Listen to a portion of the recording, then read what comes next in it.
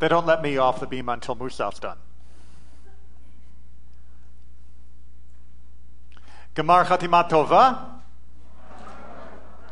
So you've learned that word. It works. It works. And learning words is hard. I know. I mentioned last night about my entry into rabbinic school, eventually. And once entered into rabbinic school, I then discovered that there was a real language barrier. And I don't mean Hebrew. Yes, Hebrew is a challenge and definitely something that must be learned in order to be able to access the core of our texts. But I'm talking about the, let's call it dialect that occurs within a rabbinic school. People don't just say, so what do you think the question is in the second part? It's, so what's the Sheila and the Seifa? And it's like, wait, half of that sentence was English, half of that sentence was Hebrew, I think, but as Rabbi Feigelson, one of my favorite teachers in rabbinic school, would often say, the way that we mangle Hebrew to put it into a English construction is deeply offensive.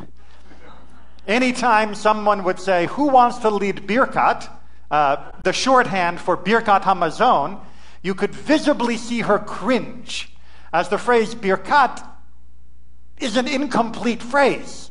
It is a particular conjugation or a construction of the word in order to bring the second half together with it. And if you only say the first word, it's like you stop in mid-sentence. But that doesn't matter, because when you're studying, you have a logic and a language, pigeon, if you will, of the two, Hebrew and English, mushed together, and it works. It's just impossible to untangle when you first arrive. And you need to start pulling things out so that when someone says, you know, the kasha shvach, you actually understand that they're saying the question being raised is not a very significant one. But no one could ever say that, because language matters.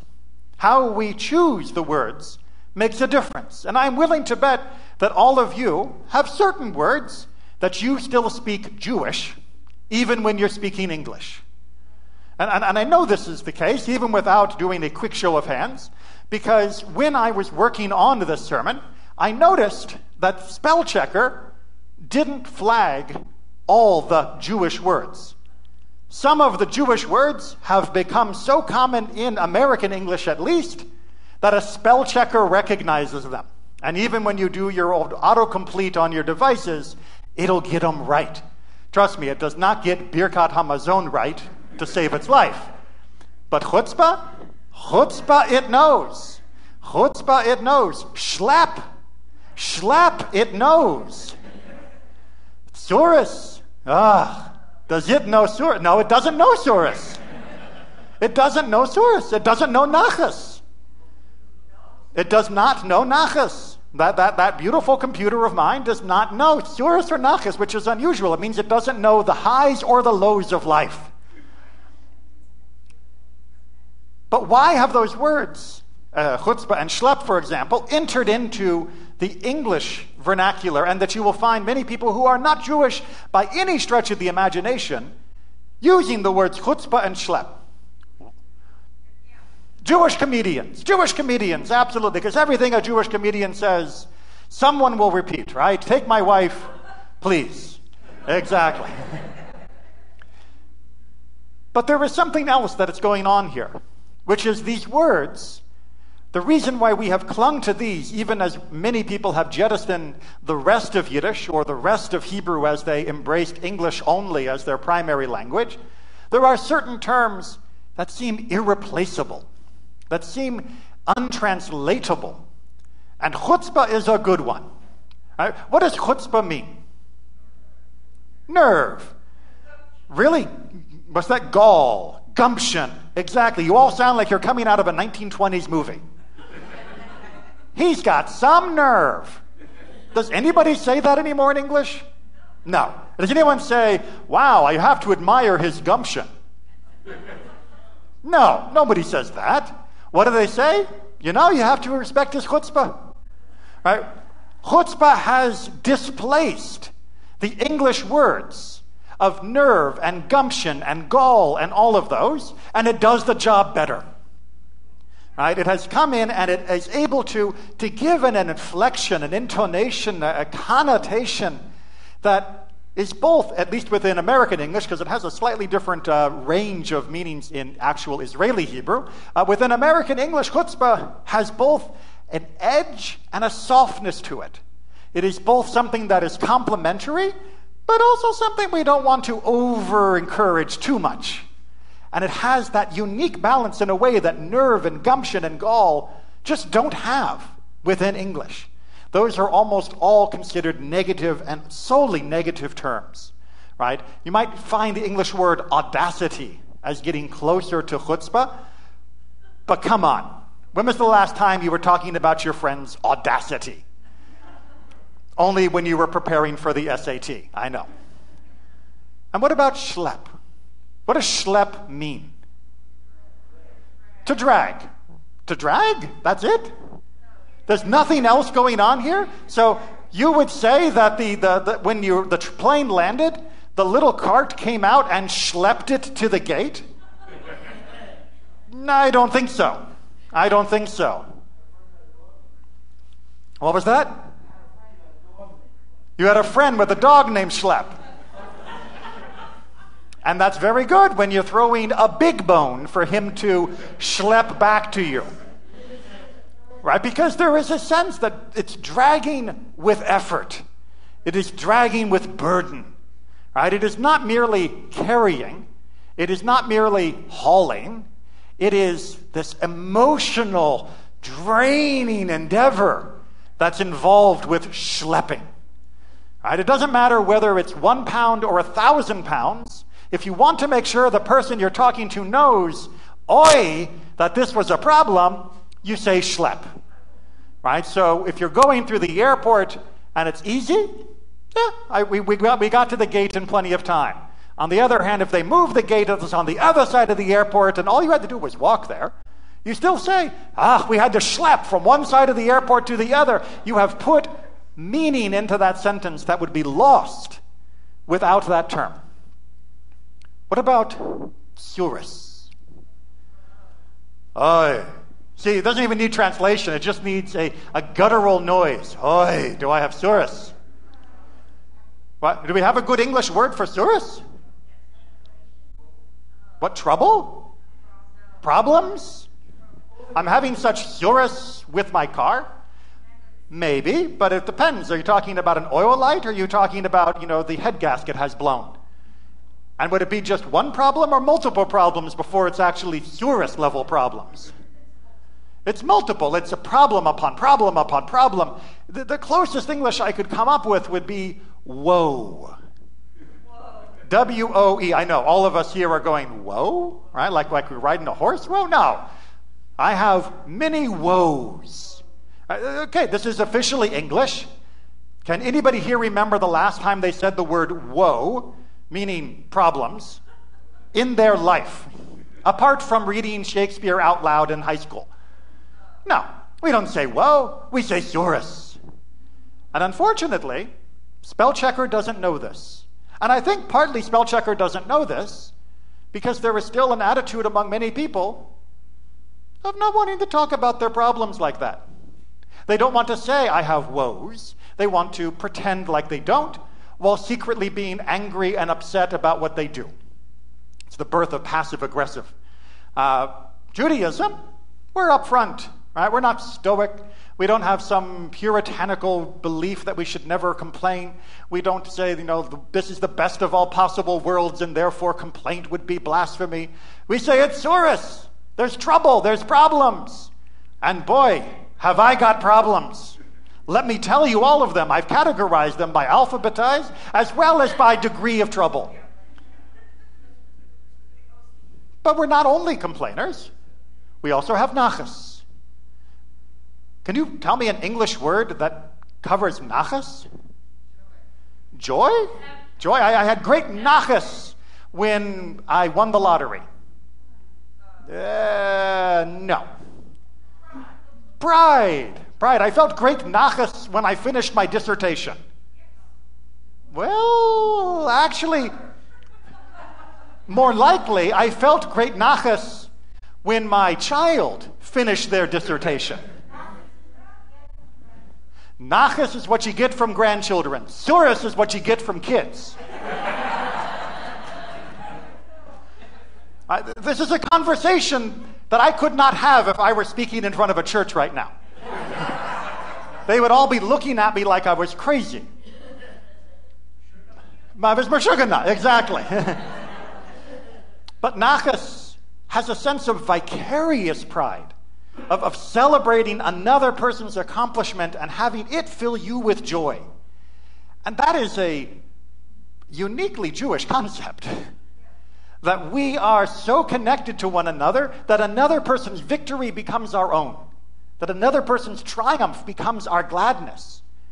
And that is a wonderful, wonderful feeling. But it's one that Spellchecker doesn't know. And there's a reason for all of these digressions. And there's a reason why, speaking to a church, I would be looking out at a bunch of blank faces. It's because the language we use shapes the way we look at the world. It's not just that the way we look at the world shapes the languages we choose. It's because of the language, the words that we put into our vocabulary, and how they cut up the world into discrete elements that we can then describe by using them. That tells us how to look at the world. It provides a framework, a lens, that makes the world conform to a certain view. And that's not a bad thing. And in fact, it's something that we are still very much in danger of losing. Because as much as we have nachas and surus and chutzpah and shlep, there are many other words that if we try to use them, although they are Jewish in deepest sense, it sounds a little uncomfortable. If I were to tell you that while writing this sermon, I felt that I was moved by the Holy Spirit. Now I'm talking to a church. But what is Holy Spirit in Jewish? Ruach HaKodesh. Right? The Ruach HaKodesh, which we describe all the time in our Siddur. But is Ruach HaKodesh and the English word Holy Spirit the same thing? No, it is not. Because in English, even if you're not Christian, if you say the phrase Holy Spirit, you're speaking the language of Christianity. And you're speaking the language of the Trinity. Whereas in English, when you say Ruach HaKodesh, you are speaking the language of Torah, of Tanakh, and of the sages. And it has a very different feel and a very different meaning. And so we are trapped. If we want to talk about that experience, we have to use the Hebrew. Because the second we step over the line into the English, we are speaking a different language. And I mean content, not merely translation. What about if I were to begin a blessing with the phrase, Our Father who art in heaven? Oh, okay, yeah, now, what, we're in the middle of Mass? Right? We just had one of those prayers in English. But did you notice something? The first few words weren't in English. Right? Fabian led us in the prayer for the state of Israel, which begins with the words, Avinu Shebashamayim. Guess what that means? Our Father that is in heaven. Why don't we put that into English? Why don't we start off the prayer for the state of Israel when reading it in English? Why don't we start it off with, Our Father who is in heaven? Because it sounds too much like a Christian prayer. And it would sound too much, again, like a reference to the Father as opposed to the Father, the Son, and the Holy Spirit. You know, the guy we talked about a second ago. It would sound too much like something that it's not. Because when we talk about Avinu Shebashamayim, we're not talking about our Father as part of this Trinity. We are talking about our Father because of the closeness we feel to God directly, not through some Son that's an intermediary. And yet if we use the phrase, Our Father who is in heaven, it instantly moves us mentally into a Christian realm, even if we don't want it to. And so I believe very correctly, the translators decided to leave it untranslated. Because to translate it would be to distort it. Not because English is a bad language, It's a pretty good language, just really impossible to learn. But because, remember, I taught English for 3 years. I know it's a hard language to learn. But it's a language that has been saturated by cultural, spiritual, and philosophical references that are still alien to us. And even though we use English all the time, there are certain barriers for us to express ourselves as Jews without becoming mired in the baggage of English. And this happens with lots of other words as well, although generally speaking, our translations have just sort of given up and said, we're going to translate it, and whatever you make of this, you can do. So we translate the word love. And love doesn't sound so Jewish anymore. Right? Love is all, that's like, hippy-dippy, or that's Christian-y. Love doesn't sound like a Jewish concept, and yet ahava, that's everywhere. Right? But as soon as it goes into the English word love, it just feels a little weird, but we're going to leave it anyway because we can't not translate it, right? We can't just put the word ahava everywhere, that the word love appears in the other side. Similarly, if I were to say the word mishpat, right, which means law. Law is a pejorative thing, right? Jews are all about the law rather than the spirit. That's the concept within Western philosophy and Western culture. Law is pejorative, unless you are a conservative, at which point law becomes of paramount importance. But the word mishpat is not talking about the law versus spirit debate, and it's not talking about the law versus anarchy debate. Because it wasn't made within that culture. It wasn't made within those debates. The word mishpat is simply saying that God has given us rules to know how to live life. It's not about rules versus spirit. An ancient Jewish person would have no concept of that as a dichotomy. Whoever said that there would be a contradiction between spirit and rules? Of course they're the same thing. That's why God gave them to us, so that our spirit would have guidance on how to live and how to be and how to grow. It needs that. And then don't tell me that rules are there about establishing hierarchical structures in order to impose the will upon others.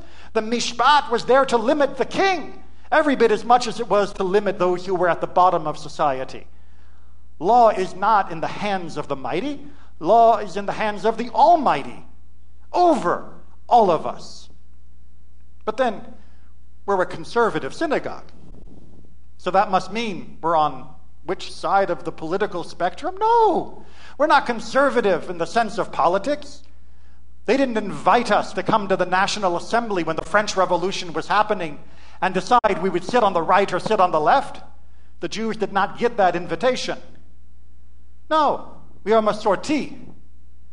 We are conservative in that we pass on our tradition, that we believe that there is something in the Masoret, in the chain that has come down to us from one transmitter to the next, that has been passed from one to the next, that is blessed and worth preserving, and that we would be impoverished if we were to allow it to dissipate.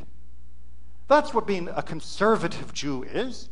It's not making a political statement, and yet if I say to people, I'm a conservative Jew, they immediately think small c, political affiliation. How can they not? It's what dominates the conversation in English.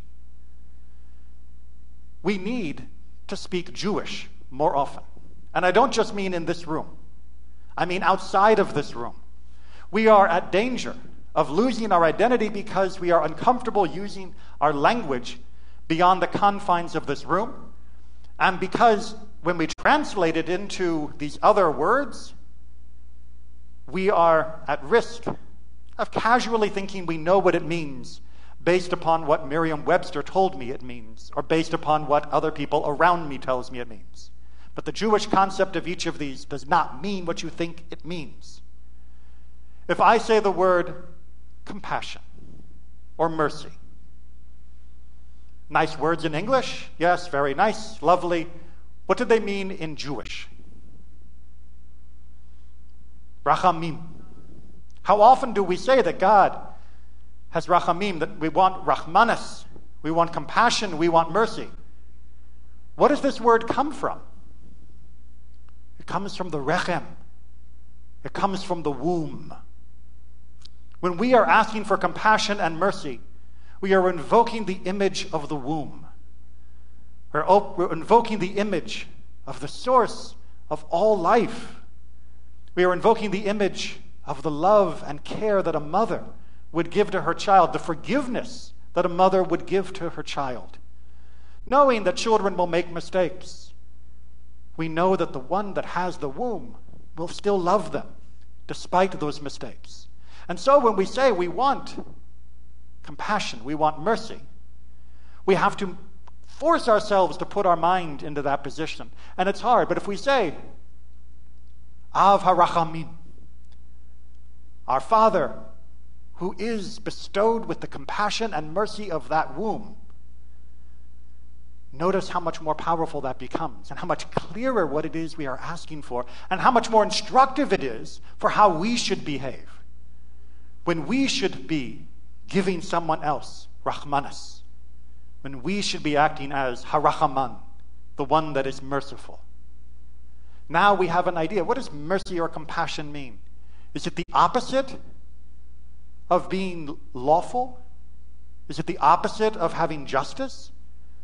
Well, what is the Hebrew word for justice? Tzedek. What is the Hebrew word for doing what is necessary to help another that is desperately in need? Tzedakah. But wait a minute. I thought, according to modern political ideologies and the fragments that are put into our social discourse, that being just and standing for law and order and for strictness and adherence, the punctiliousness of the law, was over here, and that being kind and compassionate and caring and charitable, I thought that was over here. In Hebrew, they're the same root. It's the same word. Yes. And when you use the words justice and charity, you don't get that.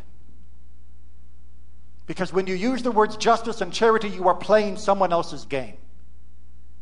And you are letting them set the rules about where those sides are.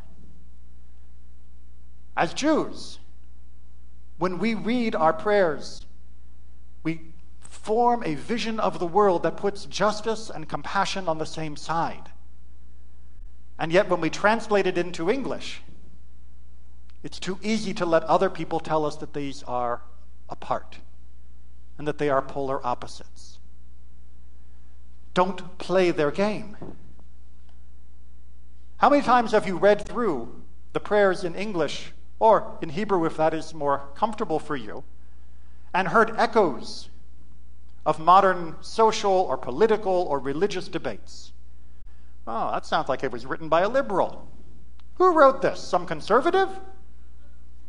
The answer to both those questions is, of course, no, neither. It wasn't written by anyone who would identify themselves as a liberal or who identify themselves as a conservative. I have had to repeat myself over and over and over again when I am teaching different texts from our tradition. This was written 1,400 years ago. This was written 1,000 years ago. This was written in a time and a place totally different than yours. This is not some bleeding heart liberal. This is not some reactionary conservative. This is our tradition, our Masoret, because we are Masorti. We are traditional conservative Jews. And we were not playing the games that others play today. We were playing a much more important game.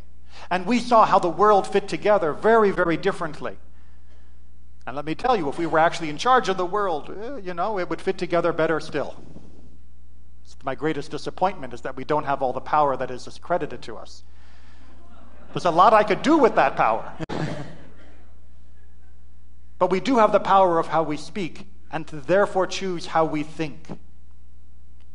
Don't talk about justice and charity. Talk about tzedek and tzedakah.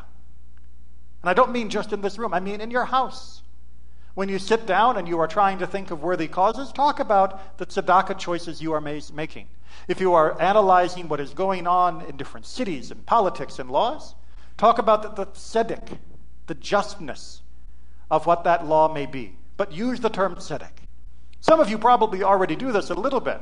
I don't know how many people I've talked to who are not Jewish, and when I explained to them that the reason they got a donation check for $36 was not because the Jewish person only had $36 in their bank account, but that they were making a statement. You already probably do this with your numbers, now do it with your mouth. Use the words. Talk about rachamim. Talk about compassion. Talk about ahava, about love. Talk about shalom. What is shalom? No, it's not. No, it's not. It's shlemut. It is wholeness. It is perfection. It is harmony. It is all together. War and Peace is a Russian novel. Sets up a dichotomy that is false. The opposite of war isn't peace. The opposite of war can still be misery and suffering, just without so many bullets. That doesn't make it peace. That doesn't make it shalom. Shalom is when the world has been brought in harmony. How many times do we sing Sim Shalom throughout the course of a day, let alone throughout the beautiful renditions we have on high holidays? Did you read the other words besides just hear the word shalom and translate peace? We are talking about goodness and life and fulfillment and fullness of everything in a way that far transcends simply putting down our guns. It is talking about a peace that is of perfection and harmony, and that doesn't work in English. Do you know when the greatest peace was ever held within Western culture and civilization, from which the term peace became a dominant theme? Pax Romana, the peace of Rome. Yeah, that worked out really great for us Jews, didn't it? All right, the peace of Rome meant that you were a piece of Rome. And you do what we say, or else we will grind you into the ground. Is that what we mean when we say shalom? Of course not. Of course not. But is that what we possibly mean when we say peace? It's hard to avoid the taint of English and its history and its cultural baggage. You need to speak Jewish, to think Jewish.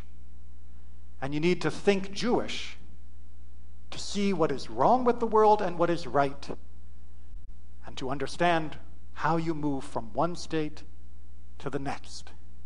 Don't be afraid of these words. Yeah, I was a little intimidated when I first went into rabbinic school and all the jargon started flying.